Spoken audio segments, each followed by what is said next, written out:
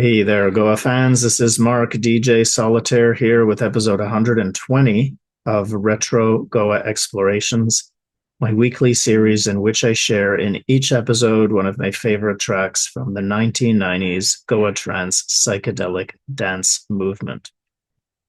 This track today is a little bit of a break in style from what we've been featuring because it includes some break beats. It is really an incredible production, one of my favorites. One of the musicians involved in this production was I featured in the previous season, in the sort of in the 96 to 97 season, because I remembered really clearly in January 97, hearing both Screecher Creature and The Fly by Sibilant, aka Lorenzo Zutter. Hopefully, given my Dutch pronunciation is not that great, hopefully I did that okay. This next track is one of his collaborative projects. An album came out on Blue Room by Metal Spark, and there were three musicians involved. It was Lorenzo, along with Patrice Vandenberg and Lucas Mace. These three great musicians were magicians in what it is that they created. And there was a single that came out before the album did, featuring two phenomenal tracks, the Iron Maiden and Metal Sonic Feet, rather. And Sonic Feet is the one we're going to listen to. And I did not first get it on vinyl. I did not first get it on either the album or also this that Blue Room CD that last week's Jardin de Cecile remix came from, because it's on there. But I got this on DAT tape, digital audio tape, from Akira from Solstice. Now, Solstice Productions became really huge in Japan. When I moved back in March 1998, the same week, there was Tsuyoshi moved back from the UK. Stefan Holwick from Total Eclipse moved there from France. And I moved there, and the Solstice guys, who had been doing small events in Vancouver while they were there ostensibly studying English, they also moved back. So it was kind of this big convergence happening, and it was right at the spring equinox. Summer solstice, spring equinox? Yeah, spring equinox. So Equinox was still running their parties, and they did that big event that I talked about when I was talking about June Reactor a few episodes ago, that Strong Sun Moon Festival. After that, Solstice started getting into the big event management as Equinox kind of wrapped things up. So Akira and Chika started doing some really, really big events. Now, Akira happened to live pretty close to where I moved in Tokyo. I moved there in sort of April, May 98 into this particular apartment. There was this cool little train line. It was like a really old school surface train car, not like the standard trains that are like, 10 cars long. It had like two or three carriages, and it was very old school. And he lived just a couple of stops away. So quite often after I would teach a night class, I'd hop on this little train and, about once a week or so, head over to Akira's, and we'd listen to music and hang out and such. And I remember him giving me this track. And then I remember playing it at my first Tokyo gig in May 98. And this is really, I think, a necessary style. There's a lightness to these beats that I find really quite fascinating. When I'd heard break beats in North America before and after this, as well as in London, they were always really heavy and thick. And there wasn't really much going on of interest above the percussive elements. And this is what distinguishes this kind of music. The first of all, the breaks are really light, the textures are really light, so you've got that rhythmic pulse, but it's up instead of just being really down and heavy. So the body matches that lightness. And then, of course, what's going on above the kick? And I think this is one of the really important things to keep in mind with all of the styles of psychedelic dance music that we're into. Your body takes on the kick. So your body matches that, and that's how your body's going to move. But then you also want to appeal to the aspects of your consciousness that are not just governing the physical movement through space. So this is what these guys did so brilliantly. This is just such a masterpiece of a track. So many psychedelic sounds. It's really robotic and futuristic and cyber, and it's cool and it's elegant and streamlined. The production is magnificent. I found the sound quality was a little bit different. The engineering on the album had a little bit more, I think, forward projection and a little bit more of an edge to it. I thought it was a little bit softer on this CD and possibly on the vinyl as well. The CD, by the way, was lightly mixed. So the tail ends of the tracks, the ambient intros and outros would blend just a little bit. So if you were using that as the source, you had to be careful. But we are going to listen to this, I think, absolutely phenomenal track, Sonic Feet. In terms of the name, they couldn't remember how they came up with the names. Patrice said, well, basically just had to come up with names, otherwise we wouldn't have them. So they would just sort of make things up. Otherwise, it would just be this file there. So I like the idea because I like the idea that your feet are moving with the sounds. You think about sonic feet, and that kind of describes what I was talking about with your body matching the rhythm and the whatever percussive elements are happening.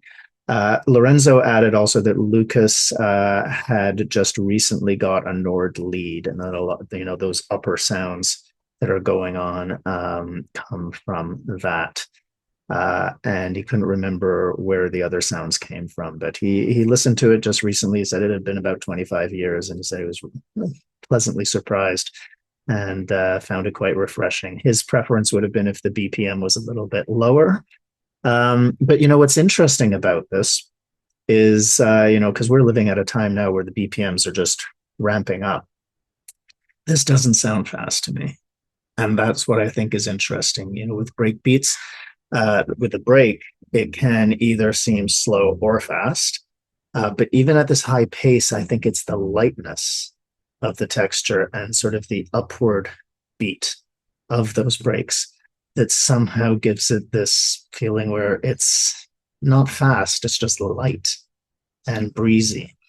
When I played it at that May 98 party, it was really like a little transition that I did in styles sort of about, the party was ending at 5, and I did it probably between 4 and 4:30 before I, where things had been really, really intense, and I just took into this little sort of little breather space, and then things picked up again. And that's something that, again, was very common in DJ sets back in the day. And I just think this is just the perfect track for it. So, okay. With all of that, let's listen now to the beautiful masterpiece by Metal Spark, Sonic Feet. So, great sounds. Love the glide. Then, beautiful bounce on that main kick. Right, so far we don't have the breaks yet. And then, love that. Just notice how high they are. Right, so it just adds this rhythm. It's kind of really chest level.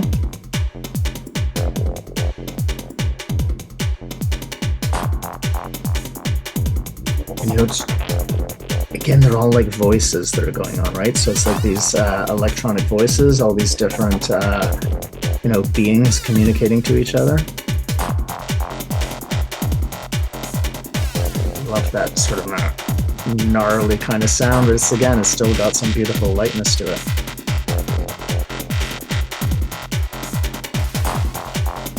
And pay attention again, to there's the frequency that it's at, and then also the rhythmic element. That's a really fun one. Cool little pause while you still have those higher frequency percussive elements, and then these whooshes.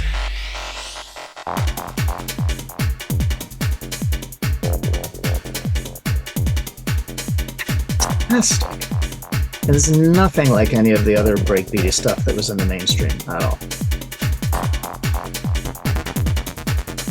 There's the incredible echo effects there. Just voiced a little bit differently there. Another little voice coming in there. A little bit inquisitive. Great whoosh going up.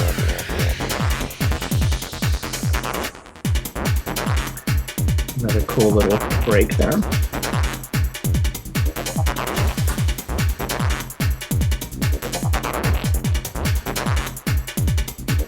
And you know, the inflection of these phrases really, again, they mimic human speech, or, you know, end up sounding like alien speech. It's really playful. Cool little transition going to happen here into another section.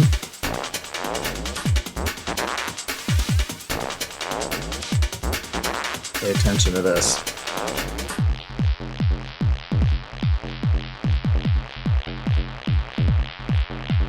Wow, just this echoing, this pulsing.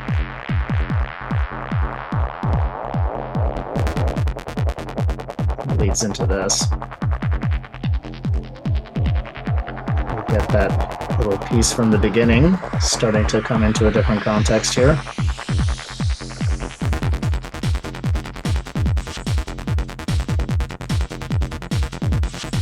That repetition, right, really gets hypnotic. It's starting to build.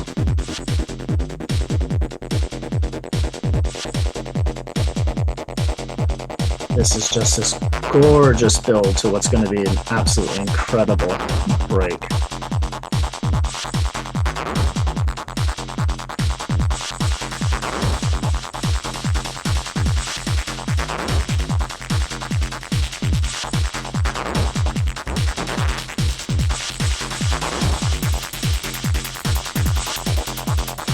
Again, it's just this mantra-like hypnotic loop. Now pay attention to this break coming after this.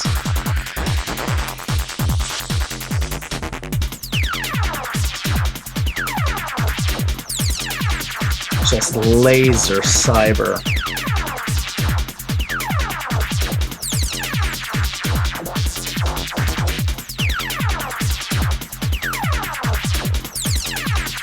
The rhythm again, these laser zaps with the rhythm as well as the sound, and then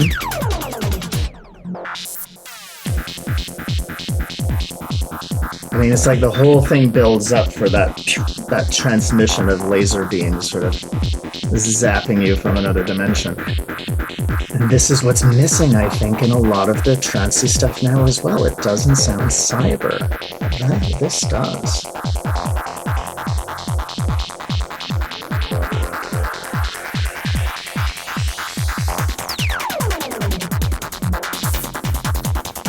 It's that fun interplay structurally that goes on between the voices.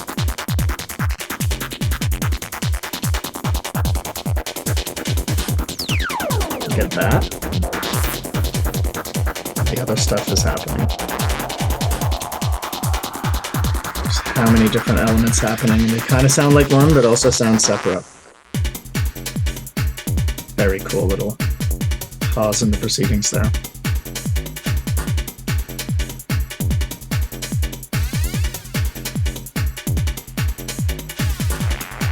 The upward motion of those riffs and then down, and this circular.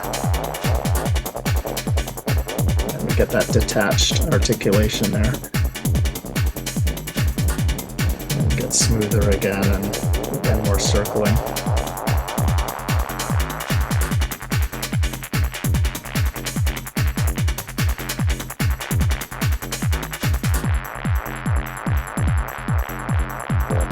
I mean, honestly, your head is just like spinning around on the dance floor while this is going on. Another great build-up.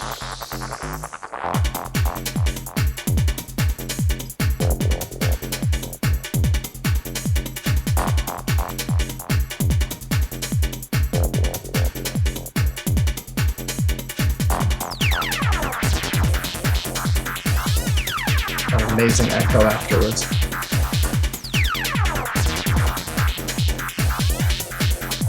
I'm not there.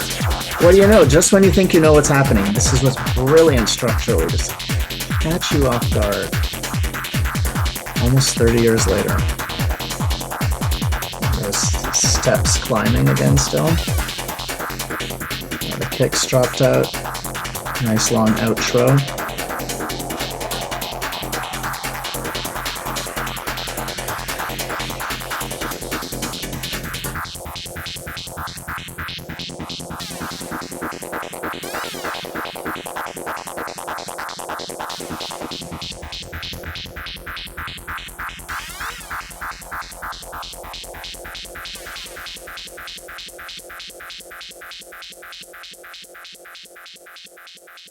I mean, when you listen to that, radio had come out by this time, but the track might have been written before that. But you still get that sort of radio noise, radio transmission kind of sense with some of those sounds. Holy moly, what a track! So much happening, beautiful sounds. Again, those wonderful use of reverb, those echo effects, the shift when things are smooth and then they become chopped up, right? So that detached staccato articulation.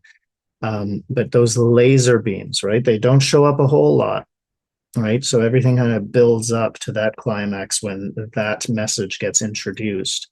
And that's, structurally, that's what happens in stories, right? In movies, right? All these things happen and something builds up to a main event. And then, there's what happens after that. And the storyline with the way all of the voices interact is just fantastic. Really works well on the dance floor. And again, for the body and the consciousness, right? Simultaneously. I mean, if we had like way more, if other producers were making more of that kind of music, I mean, having entire sets like that would be interesting. I like the fact that I think you can throw in something like that into a four on the floor kind of set, which, it does still have. But it's just those upper breakbeaty kind of rhythms really shift the atmosphere. And I think we can really push quite hard in our parties, right? And in dancing and the sort of go, go, go. And I think one of the things that's been missed lately is slowing things down, doing a radically different shift in BPM to just bring things down for a moment, let people cool down, dance, and take care of the body, which has been going through a lot, as well as your consciousness, and then blast off into the next chapter. So this is just a perfect track like that. And if I say something like it's a great transition track, that sounds a little bit derogatory, as if it's not important. This is really important. All of the moments are important. All of the sounds are important. All of the phases of your journey are important, right? And I think that's one of the things that I certainly used to experience on these, full night journeys that DJs would take you on, when it was often, as I often heard, one DJ playing the whole time, or the DJs really played according to the time slot they were given and paid attention to what the DJ before was playing. And that cohesiveness of a journey, you understand the need for different moods and transitions at different times. So this, I think, is just an absolute masterpiece. It's been in my playlist ever since I got it. Then sort of, again, the early side of 98. So it's probably, late April to maybe early May that I got my hands on it. And love it, and have loved it ever since. So thanks to Lorenzo and Patrice for sharing a couple of the recollections, as well as the photo that I shared earlier. Thanks to Lorenzo. And I will wrap up this episode 120 of Retro Goa Explorations and leave you now with the complete track without my commentary, the masterpiece by Metal Spark, Sonic Feet.